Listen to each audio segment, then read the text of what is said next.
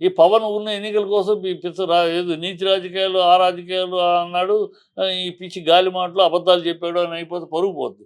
So తను గాలి మాటలు చెప్పాడు అబద్ధాలు చెప్పాడు అనిపించుకోకుండా నిజంగా మాట్లాడాడు నిజాయితీగా చేశాడని అనిపించుకోవాలి.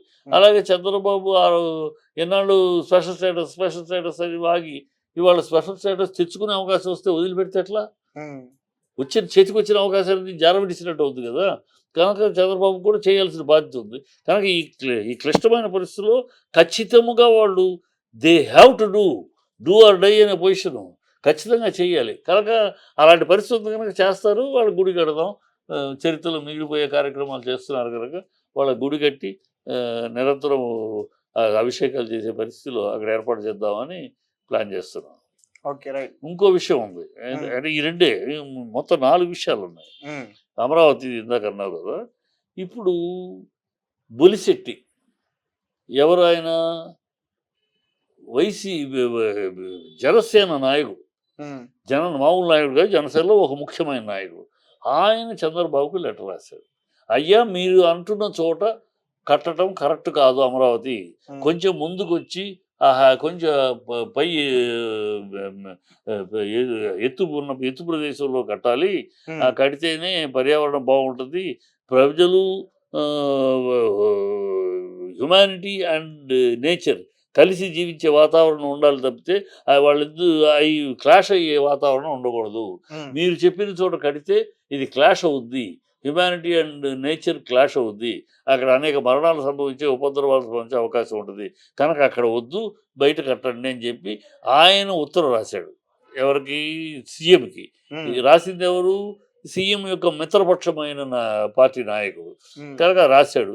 వాళ్ళు రాసింది రాజకీయంగా కాదు, అది కేవలంగా రాజకీయంగా ఏదో రాశాడు అంటారు లేదు, వాళ్ళది ఒక టీం ఉంది, బొలిశెట్టి గారిది ఒక టీం ఉంది. ఆ టీము పెద్ద టీం. వాళ్ళు ఈ నదీ ప్రవాహి ప్రాంతాల్లో కట్టడాలు వాటి మీద వాళ్ళు అధ్యయనం చేస్తున్నారు. చేసి వాళ్ళు కేరళకి, తమిళనాడుకి, కర్ణాటకకి, బాంబేకి అనేక రాష్ట్రాలకి వాళ్ళు సూచనలు చేస్తున్నారు. ఆ సూచనలు ఆ రాష్ట్రాలు పాటిస్తున్నాయి కూడా. ఆ సూచనల ప్రకారం సైంటిఫిక్ అండ్ అథెంటిక్ స్టడీ మీద చెప్పారు. ఇదే శివరామకృష్ణన్ గారు కూడా ఆ రోజు చెప్పింది. శివరామకృష్ణన్ గారు కూడా ఆ రోజు చెప్పింది అంటే ఇక్కడ కాదు అమరావతి, ఇక్కడ అయితే లోతట్టు ప్రాంతం, ఇక్కడ కట్టలేము, ఇక్కడ కట్టడం వల్ల చాలా లోతుకు తీసి ఫౌండేషన్ తీయాలి, ఇది నిలబడదు, మట్టి గట్టి సౌడు మట్టి గట్టిగా దానికి పట్టు ఉండదు, కనుక ఇక్కడ కాదు అని ఆయన కూడా ఇక్కడ కట్టకూడదు, 3 పంటలు పడ్డే ప్రదేశాన్ని అనవసరంగా నాశనం చేసి చేయకూడదు. ఇంకో పక్కన ఆయన కూడా చెప్పింది, దాదాపుగా ఆయన చెప్పింది ఇప్పుడు బొలిశెట్టి చెప్పింది ఒకటే. ఇప్పుడు ఆనాడు ఆయన చెప్పిన శివరామకృష్ణ చెప్పిన దాన్ని తోసిపుచ్చి చంద్రబాబు నారాయణ కమిటీని ఒకటేసి వాళ్ళతో ఒక అధ్యయనం చేయించి ఒక రిపోర్ట్ తయారు చేసి మొదలైపోయాడు, ముందుకు వెళ్ళాడు. ఇప్పుడు మరి తన మిత్రపక్షమైన బొలిశెట్టి చెప్పింది వింటాడా? వినకపోతే పవన్ ఊరుకుంటాడా? ఇవన్నీ ఉన్నాయి ఇప్పుడు ఆయన ముందు. 3వ సమస్య ఇది. 4వ సమస్య, ఇప్పుడు చంద్రబాబు ఆఖరి పీరియడ్ ఇది. ఈ ఎన్నికల తర్వాత ఆయన యాక్టివ్గా వయసు రీత్యా కానీ ఆరోగ్య రీత్యా కానీ యాక్టివ్ పాలిటిక్స్లో ఉండలేడు. కనుక ఇప్పుడు ఈ లోపల అతని ధ్యేయం ఏముంటుంది? నార్మల్గా తన ఈ ఆఖరి మజిలీలో తన తర్వాత వారసుడు తయారు చేయాలి, ఖచ్చితంగా తయారు చేసి వదిలిపెట్టాలని ఉంటుంది. లోకేషన్ తయారు చేయడానికి ఈయన ముందుకు వెళ్తుంటే పవన్ కళ్యాణ్ ఏం చేస్తాడు? పవన్ కళ్యాణ్ చూస్తూ ఊరుకుంటాడా? పవన్ కళ్యాణ్ చూస్తూ ఊరుకుంటే ఇవాళ 2024లో చంద్రబాబును గెలిపించండి అన్నట్టు 2029లో పవన్ గెలిపించండి అంటాడా?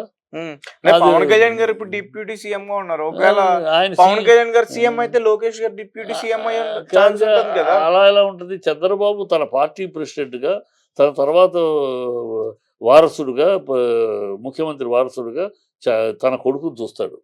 ఏనాడు దేశంలో, దేశం మొత్తంలో కరుణానిధి తన కొడుకు స్టాలిన్ ప్రమోట్ చేశాడు, ఒక ములాయం సింగ్ తన కొడుకు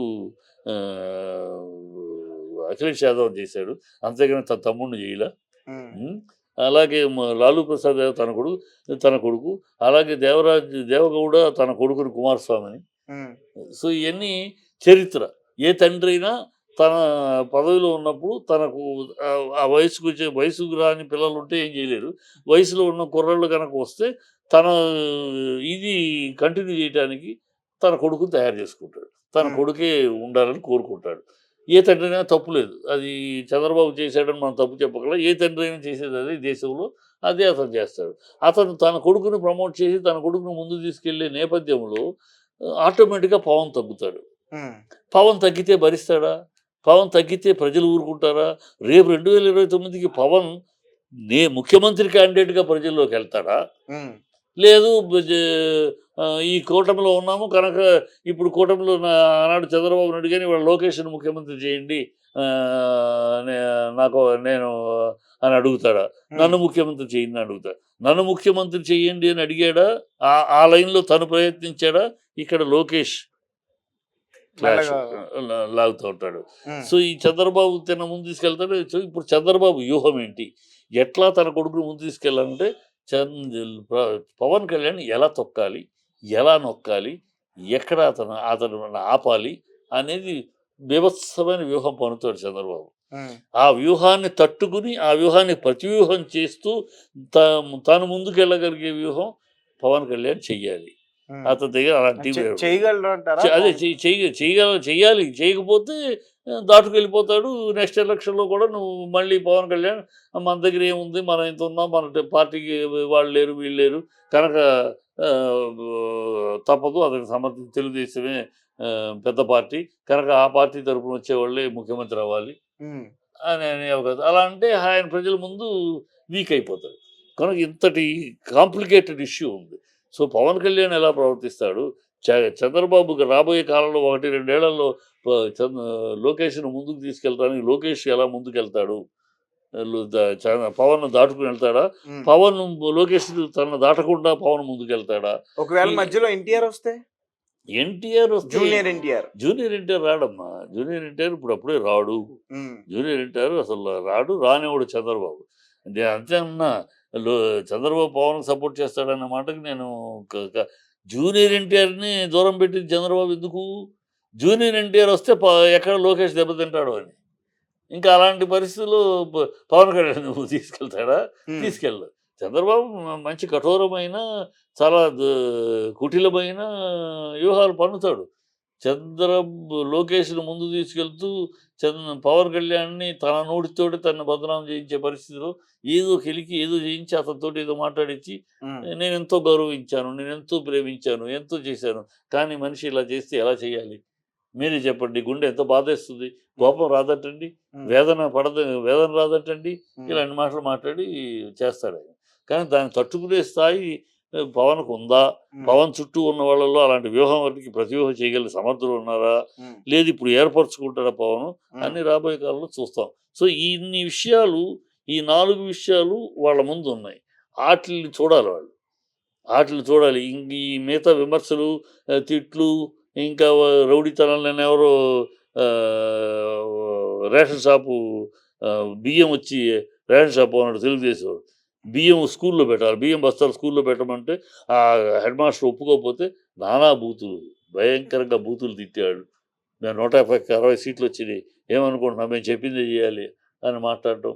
ఇలాంటి దరిద్రపు అహంకారం పనులు చేయకుండా. ఎందుకంటే ఇయి చేశారనేగా జగన్‌ని మీరు తిట్టింది. జగన్ అధికారంలోకి వచ్చినాక కక్ష సాధింపు చర్యలు చేశాడు. విషపూరిత ఇది చేశాడు.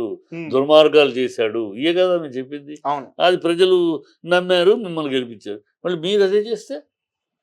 ఇప్పుడు అతను చేసినప్పుడు తప్పయినప్పుడు మీరు చేసినప్పుడు తప్పే కదా! అతను చేసినప్పుడు వ్యభిచారం మీరు చేస్తే సంసారం అవుద్దా? అవ్వదు కదా! సో, మీరు ఆ తప్పులు ఎందుకు చేస్తున్నారు ఇప్పుడు? అయి మీకు అధికారం ఇచ్చారు. అయిపోయింది. శుభ్రంగా పాలించండి. మీ ముందున్న సమస్యలు స్పెషల్ స్టేటస్ ఏంటి? అమ్మాయిల 32,000 అమ్మాయిల సంగతేంటి? అమరావతి సంగతేంటి? మీ పార్ట్నరే అడ్డు తగులుతున్నాడు దాని సంగతేంటి? ఉమ్. ఆహ్